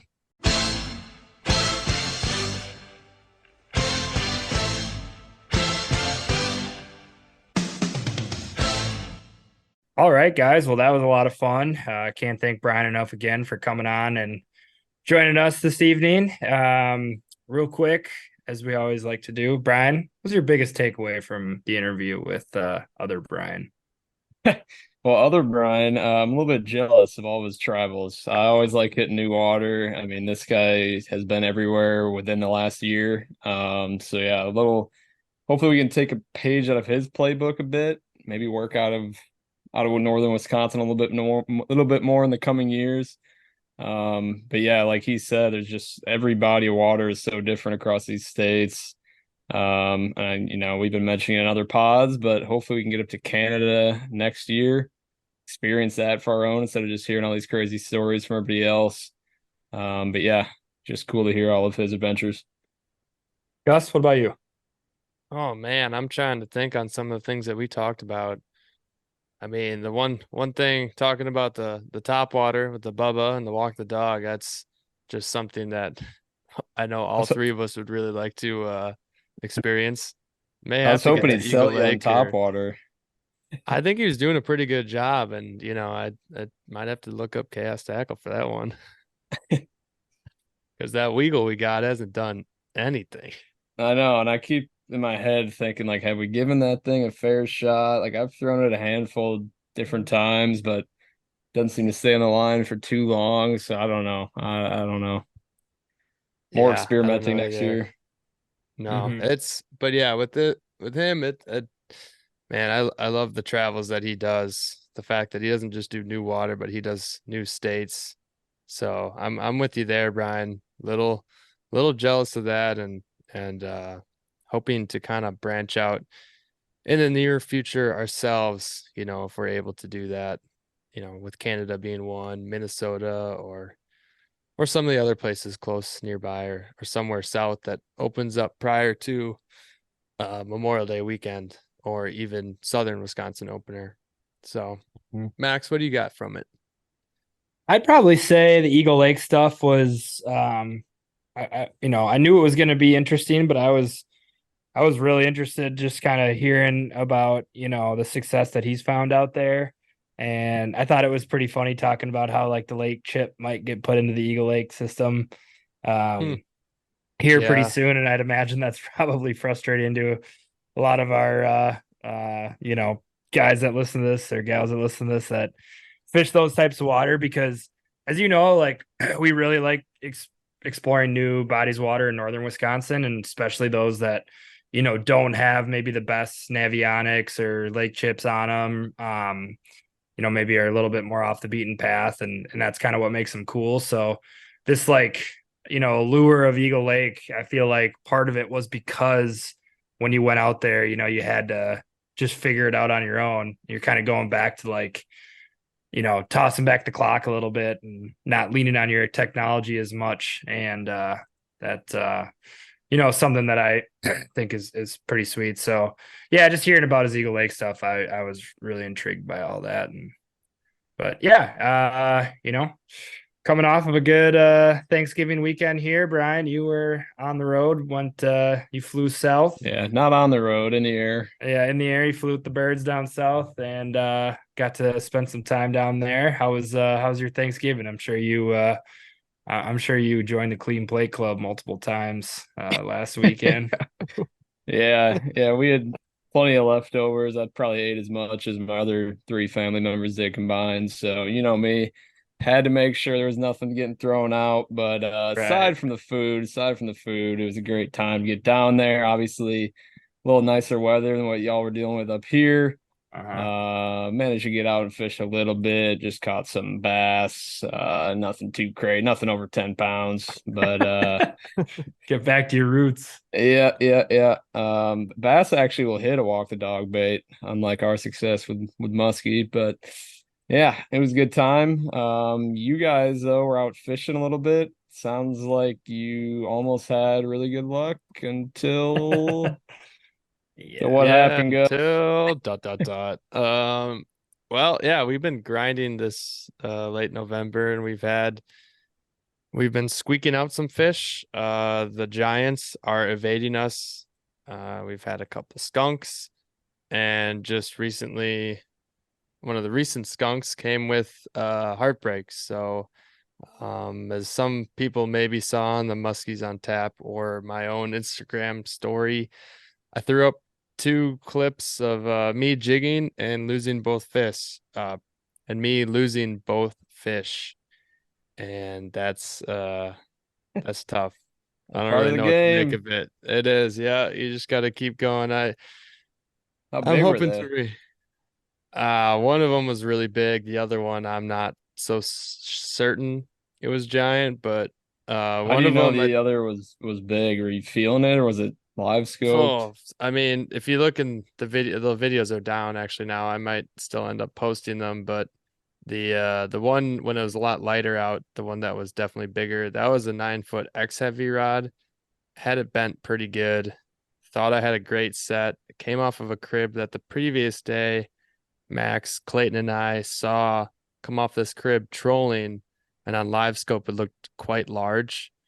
And then later in the night, the day before, we saw one in that area that looked quite large. We started there. That was the first spot of the day. It was like 10, 15 minutes into the day. Max and I and the family got done doing our annual cut down some Christmas trees. And so we didn't get out until like noon or so.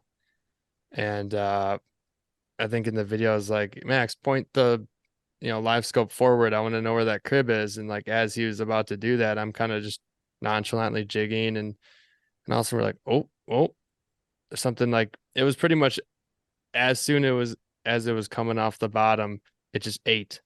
Like right as I did a rip up and then I dropped it all the way down to the bottom. And as I was probably thinking about doing another jig, I just felt the rod go dunk, just pulled right down and I ripped right back up and it just loaded really well. And I didn't even have to reel too much with the high speed reel. It wasn't moving a whole lot and it must have T-boned it weird or I didn't drive the hooks home and yeah, I don't know. And then that one later at like 4:30, it was pretty much dark out. That was on setup number 3 of the day because the first 2 were icing up so much. I brought 3 rod and reels out there and I would use them for a couple hours and then, or not even a couple hours, like hour and a half. And then they'd ice up too much where I'd have to put it away and put the bait on the next one. I was on my 3rd one towards the end of the night where it was already kind of at the end of that one's life of the rod guides not freezing up and the reel probably not functioning correctly. And as some people saw in that video, the reel did not do its thing. And that one was a 9-foot heavy. So it looked like it bent more, but the fish was coming up a lot quicker. This was in shallower water. We were in like 14, 13 feet of water only at that point. The first fish was in deeper water than that. And as soon as I set the hook and I went to reel, just the whole line off the reel like slipped out. It wasn't a drag thing. I keep my drags locked. I don't know if like the button was pressed in a weird way or it just had that weird noise where you almost feel like gears are being stripped. And then it like stopped. It like locked back down and I was able to reel. And by the time I was reeling back down to it, it popped off and my bait came flying out of the water. So that fish was maybe close to being just like 2 foot from the surface, 2 feet from coming up. And we never got to see that one either. I don't know. It was crazy. So it sounds like, I mean, obviously a little sour taste in your mouth. Sounds like you're trying to keep the boat afloat here for another few outings till you're gonna finally winterize it. Yeah, lakes are still open up here. You got to do your driving now. Now you really got to go searching around looking for open water. Most of the times you're not exactly going to a lake that you think has open water because of how big and deep it is. You have to look for lakes with boat launches in areas that aren't in bays or little tucked away areas. And we've had giant west winds. And if you're on that leeward side of the lake, you're pretty much screwed. I mean, that stuff is locked up. Today, woke up to, what was it, Max? Before you left, it was like 10, real feel -3, -5 or something like that. Yeah, it was cold. I would not have Very cold. I don't think it was even really possible to musky fish today. And I haven't seen you that frustrated in a long time as on I've been Sunday night. I mean, I'm not so here. I wanted to bring this up. I was gonna joke around in the interview and say, let's sign a petition to make getting skunked okay again, because like it's normal. It's musky fishing, and I'm not trying to like say that I want to get a fish every single day. I mean, that's a great goal. It's not going to happen, but it's a good goal. That's how you start. I'd like to get a chance at a fish each and every day. You might not get it, but there's a few skunks this fall on certain bodies of water that I would have really put a good, penny down on. We probably should have gotten a shot and didn't. And I don't know if that's just I think it's just the lack of late fall knowledge that I have, and I'm definitely learning. And paying the price as I go for learning as well. It doesn't help that muskies just decided to not make suckers as part of their diet this fall in Vilas County. Yeah, it was sucker fishing was going, I'd say, normal. It was the latest we've ever caught a sucker fish to start. I think the first sucker fish was like September 29th, whereas every year before that we were able to squeak one or two or more out between like the 10th and 20 something of September. And once they got rolling, and they became a prevalent thing in our fishing. And then all of a sudden there's days we had suckers out and we were catching them casting. And then all of a sudden there's days had suckers out and we were missing fish casting. And then they became skunk days because they didn't even touch the sucker. And then there's some days that they wouldn't touch anything. And it was That's just my favorite. It was getting, that's not my favorite. And I started switching gears to trolling, started getting a few trolling and trying to go back to there. And there's days where we did 50-50 on trolling and sucker fishing. And I would say more time was spent during major feeding periods with suckers out, and we'd get them trolling. And it was just confusing me. Like my mind was just, I was getting more frustrated than I would in the summer because one, we have less time during the day, and two, the fish just don't eat as much during the day. So to figure out the bite and use suckers for a prolonged time or troll for a prolonged time was just a very difficult task to like figure out a pattern. And we're still kind of traveling to different lakes. And then there's a few days in a row where we'd go hit the same lake and kind of expect different results, and didn't really exactly happen. And I don't know. It's been a humbling late fall. That's musky about be muskieing. all I can say there. I don't really have too many like full on tips for people. I advise to probably not go out on days that don't get above freezing. I would, I don't know. Well, do you want to touch on the highlight of the weekend? Talking about the trolling game. I mean, I know it's maybe not a tip or something that you can repeat every time, just because we kind of got, it's kind of an interesting thing, but it was kind of a funny / cool catch if you want to talk on that. Sure. Yeah. I don't think Brian kind of heard the full rundown of what actually happened. Yeah, this is a pretty funny story of how we got one. Max, our buddy Clayton, who we just had in the podcast not too long ago and on a few other times, and myself were out trolling, designated trolling day, and we had live scope running, and since we had the three of us and we had our three lures out, somebody could drive, somebody could make sure the rods are doing all right, and somebody could actually kind of hold on to the live scope pole and check out the two down rods, because we had two down rods and one planer board out. And we had some fish come up and look at lures, and we were kind of playing around with speeds. We were kind of giving them rips, and fish would react and then they'd go away. And we came across this one fish that we marked off a point following a bait pod, and we think it's the same one. It could have been a different one, but it was like the same area. We did a big old loop, came back around, and we're like, oh, there's one coming up to follow lure. And then we kind of go across like the shallow part of it, and the lure kind of disappears. And we're like, oh, it's still following it out into like the deeper water. I mean, the lure is maybe, I don't know, somewhere between 12 and 14-ish feet down. And this fish came up for it, but then it started to back away. And I, controlling the tiller, I kind of reached over and just gave the rod jolts. And Max was watching the live scope screen. He's like, oh, he liked that. And I tried to give it some more jolts, but I was trying to drive the boat at the same time. And he was kind of like firing up when I jolted, and he'd back away. And the lure might not have been moving enough. And then Clayton finally just like got up from the seat, and he's like, all right, I'm going to get the rod out, because it was following the bait that he picked out. And he got the rod out, and he gave it kind of like a sweep or like a jolt. And Max is like, oh, it really liked that. And then he gave it one big old rip. And you could see from my head cam, he goes, oh, got him. Like it just hit when he had the rod in his hand after giving it just like a huge rip, and out of instinct, even though we're going like close to 3 miles an hour, he just gave that thing a big old set, and you can hear the drag slip because it's a trolling rod with loose drag.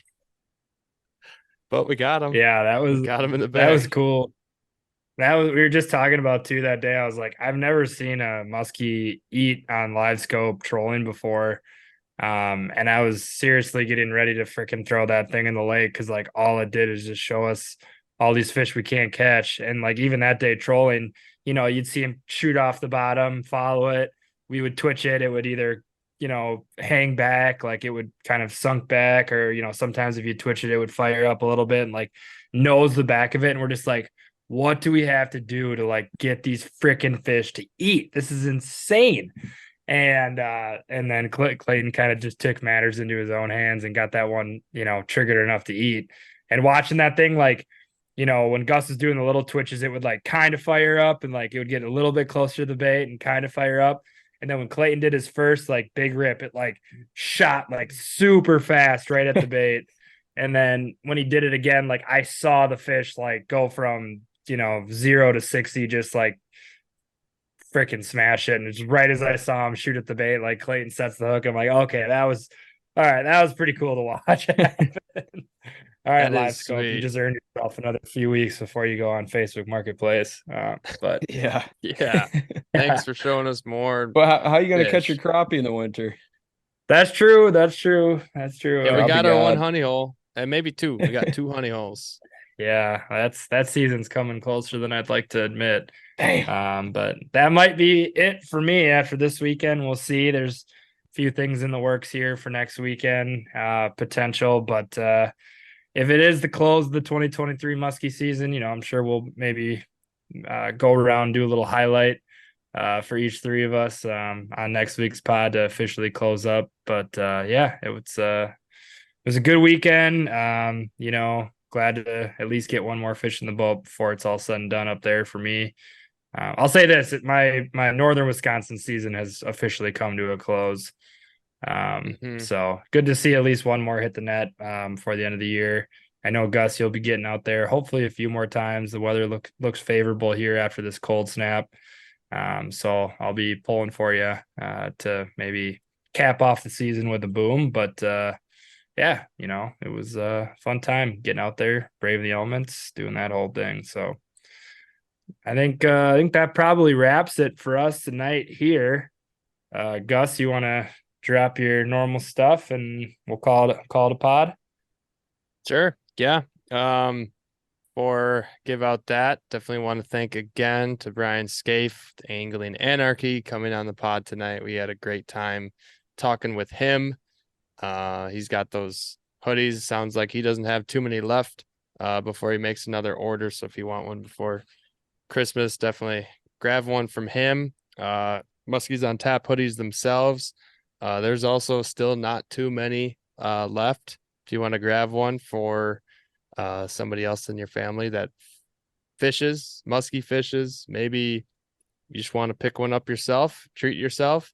You can go over to my guide page website, which is www.sugsfishing.com, SUGS fishing. You can also find me on Instagram at Sugs Fishing, our Muskies on Tap Instagram page as well. And add me as a friend on Facebook, or look at my guide page on Facebook, which is Sugs Fishing Guide Service. And by the time that this podcast drops, I might not have an official post on Facebook or Instagram, but I do have my schedule open, books open for the 2024 season. So if you want to get out and book a day with me out in northern Wisconsin, Vilas, Oneida County area, be sure to do so. I know I've gotten actually a few messages from my website and just random messages from people. It's like, hey, what lakes do you guide on? And it's like, well, everywhere, the whole 2 counties and the surrounding area. So if you want to get out and learn new tricks, learn how to just catch your first, I don't know, anything, I'm open to hopefully teaching as much as I know to you and having a good time on the water. So looking forward to that. Looking forward to seeing how this close to the 2023 season comes. And yeah, I think that's all I got. So without further ado, Brian, you want to take us away on this outro? All right, everybody. The hours are winding down. The days are getting shorter. The season is just about over. I know a lot of you guys have already winterized the boat, so it's a perfect time for you to go sit down and binge watch some angling anarchy videos this time of year. Even if you're in your deer stand, I don't even know if the season's still open for that. You can turn it on, Nope. put your AirPods in. Maybe, okay, don't do that in the deer stand. You can do that at home, though, in the warmth of your house. Go enjoy those. Shout out Brian again. Appreciate it for coming on tonight. Everybody have a good one. Peace. Peace. Peace.